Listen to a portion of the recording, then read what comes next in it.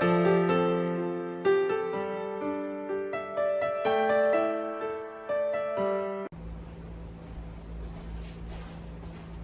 morning, everybody, and welcome back to my channel, Life with Patty.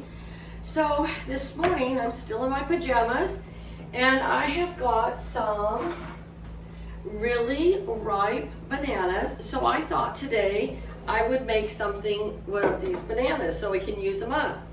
I am going to make a banana chocolate chip bars.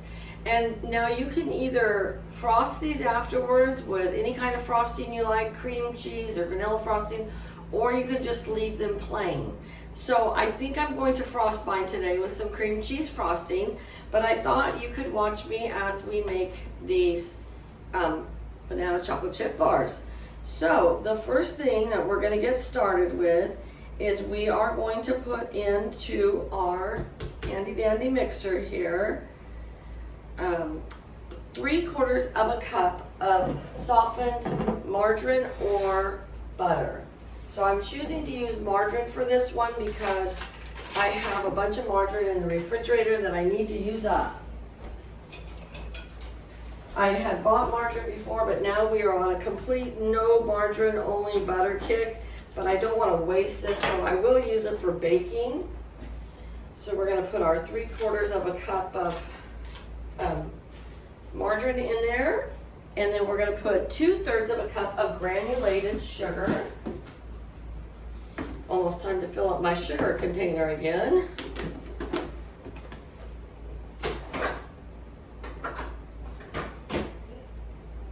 Oops, that's the wrong one. All right, so we're gonna put, this is 1/3 of a cup, so we're gonna put 2 of these in here. It's kind of a warm day to be baking, but we're getting started earlier. And then now they want 2/3 of a cup of packed brown sugar. I have brought out another brown sugar just in case I didn't have enough with this one, but I think I'm going to. Oh yes, I'll have plenty. So there's 1.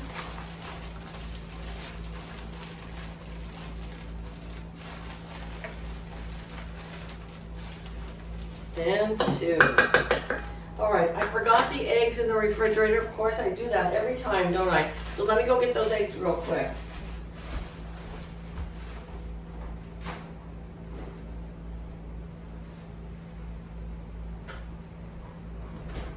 Always forgetting the eggs. And then we just need just one egg. So put that egg in there.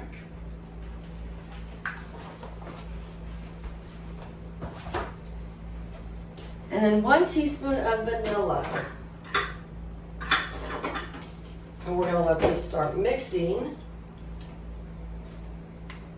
I like anything that has bananas and chocolate chips in it.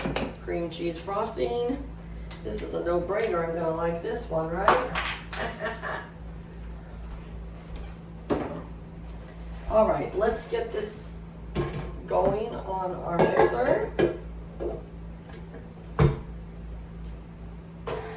We're just gonna let that start mixing. And then it says to use 2 to 3 ripe bananas. So we are going to use 3.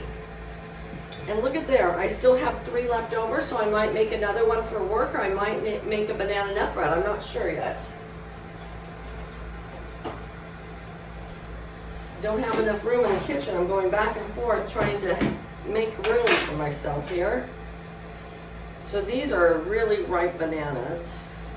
But that's the best way to have a lot of flavor. And I just take a fork and smash them up. And when they're super ripe like this, it's really easy. All right, and I'm just gonna stick that in the mixer so it starts mixing around with the other mixture. And then we'll do the other 2 bananas as we go. I have a really good recipe for banana nut bread that I've made on this on my channel here, and you can just go to my playlist under baking and you will find it.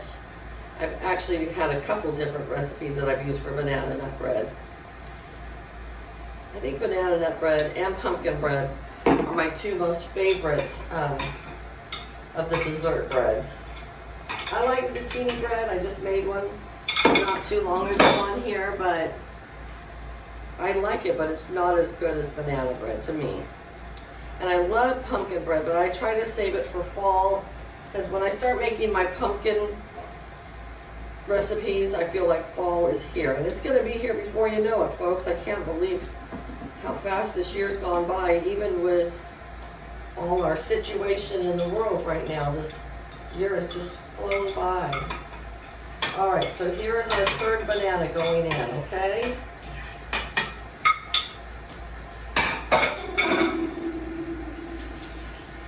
And I just washed dishes, and now I'm going to have to wash again.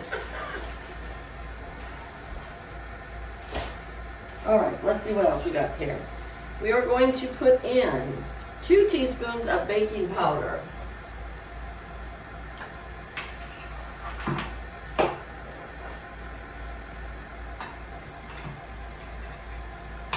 One and 2.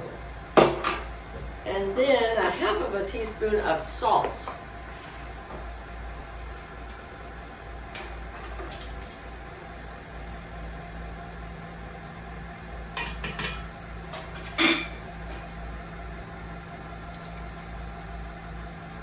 And then 2 cups of flour, or enriched all-purpose flour. Now you don't want to use self-rising flour for this because we put in the baking powder. So you just want regular flour. Lift this up. And I always just take a knife and go right across there. That makes a nice even cut.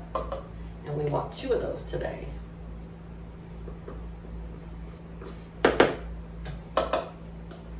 There it is. Back to mixing we go. And the last 2 things you're going to put in there is, of course, your chocolate chips. So I have one of the 11.5 ounces of chocolate chips. So we're going to add that whole thing in here.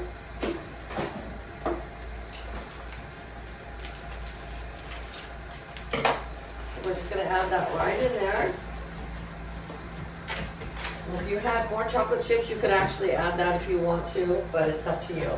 And the last thing, I have some chopped walnuts, and I'm going to add a cup of chopped walnuts. Now, if you're allergic to walnuts or you don't have them, this recipe will come out just fine without the walnuts. But I'm going to use some walnuts today.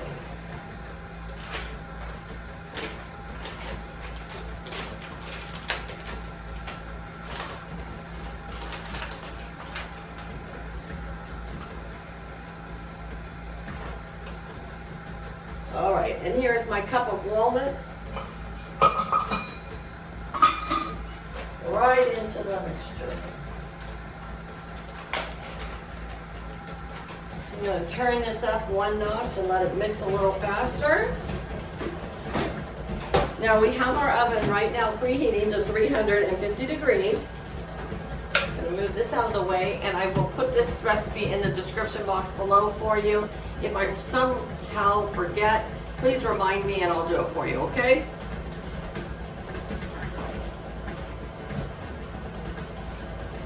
And the last thing I have is my raised up lip of a cookie sheet.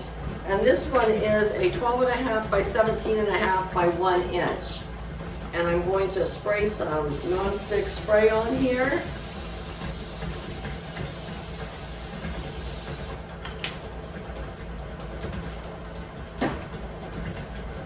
And we're going to bake this for 25 minutes, okay? Let me get a spatula in here.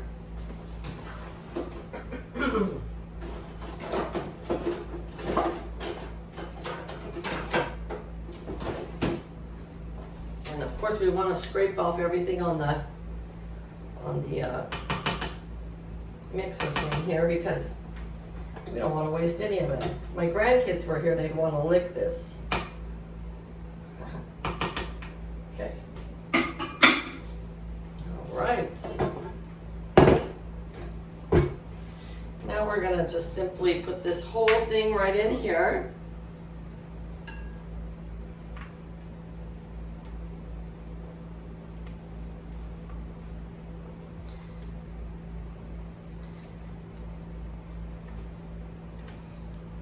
Funny, things when I was younger that were not heavy at all are now heavy. But I think because I have some tennis elbow, so things bother my left arm here. So this feels heavy to me. I'll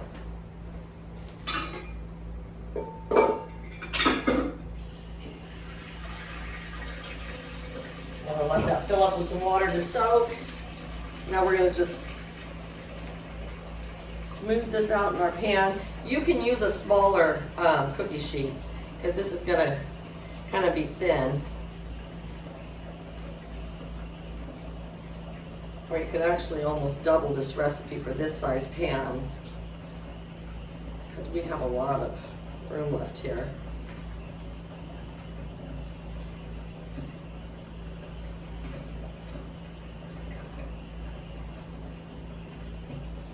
All right, here we go. All right, you guys, we're gonna put this in the oven at 350 degrees for 25 minutes. I'm gonna let this cool down, and I will come back and show you how to make my recipe of cream cheese frosting, and then we will frost it up and we'll have a yummy dessert here. So I'll be back in a little bit. All right, you guys, while our bread is baking in the oven, I'm gonna go ahead and make some cream cheese frosting. This is not gonna be exact measurements, and because I never measure with this, but I'll just show you how I do mine, and you can try to do it as close as possible, or maybe you already have your own recipe. So I have a quarter of a cup of this leftover margarine, so I'm gonna put that in there. And then I have a half of a cup of butter here, which is 1 cube of softened butter, and we're gonna go ahead and put that in this bowl as well. And I have an 8-ounce brick of cream cheese that has softened. We're gonna add that into the mixing bowl.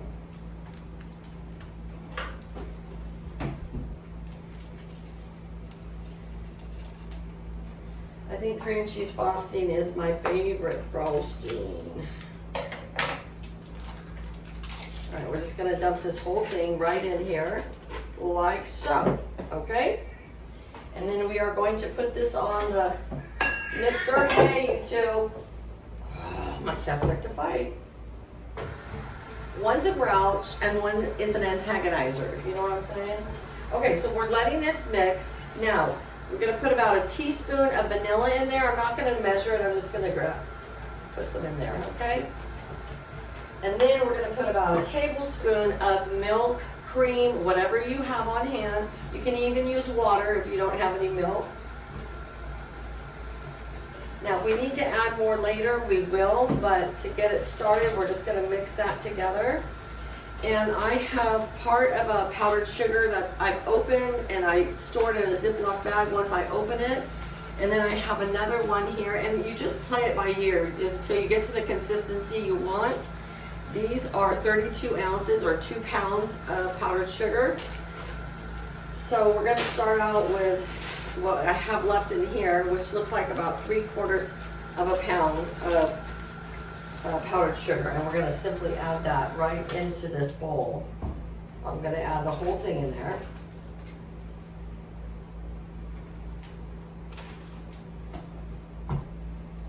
We're going to let that mix. And the thing is that you can always add more milk if it's too thick, but you can't take the milk away once you've already put it in there. So it's better just to add it gradually than to add too much at one time.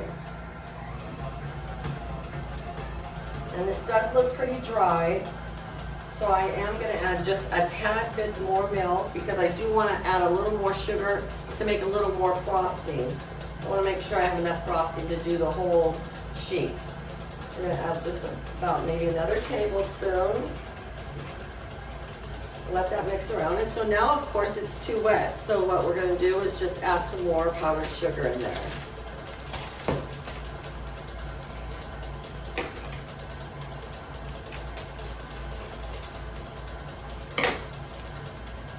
All right. So I'm going to add about a quarter of this bag. Maybe it's close to half of this bag. And turn it on low to begin with because you don't want it to splatter all over you. There we go. Beautiful. Looks like good cream cheese frosting to me.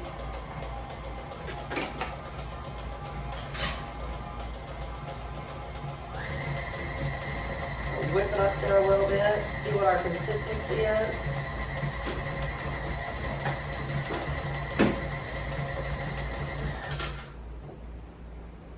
Oh yeah, just perfect. Yep. I'll show you in just a minute. Okay, I'm gonna let it mix up just a little bit more.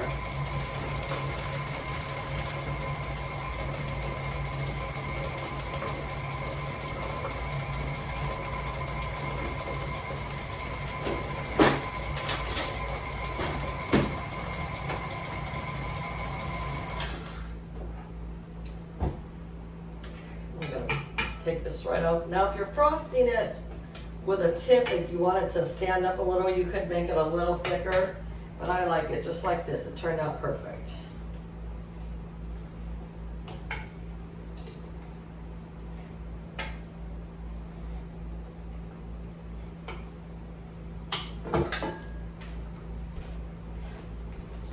So here's our batter. I mean, not our batter, our frosting. And you can see consistency is thick. And that's what we're gonna put on our bars, okay? So as soon as those bars come out of the oven, then we're gonna frost them and have a little taste test. All right, you guys, this has come out of the oven. Look at how pretty it looks right there. And it has been cooling now for 30 minutes. I hope it's not gonna melt. It seems like it's cool enough. The bottom seems a little hot still, but we are just gonna go ahead and frost it up. So take my big old spoon here and take 2 big old glops of frosting there. Because I don't know about you, but we like frosting.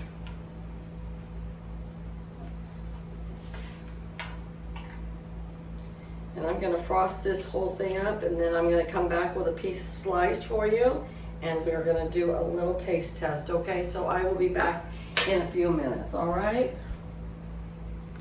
Okay, here we have it all frosted up. Now, if you want to make it look a little prettier, you could always add some really nicely finely chopped walnuts on the top and sprinkle them on there, or maybe even some colored sugar, whatever you'd like. But we just like them just like this. So as you can see, they turn out very, very thin. Let me show you. See how thin that is? Because they're a bar. Now, if I would have put it in a smaller sheet, it would have been a little bit thicker, but this is what I pulled out to you. So I'm gonna take a little taste test for you. Lots of good banana flavor in there. You have to be a banana lover to love this recipe, because you are definitely, definitely going to taste the bananas. Love the walnuts and the chocolate chips in there. And of course, it seals it off perfectly with the cream cheese frosting. So I hope you guys enjoyed this video. Maybe try this recipe, see what you think. Let me know how you like it.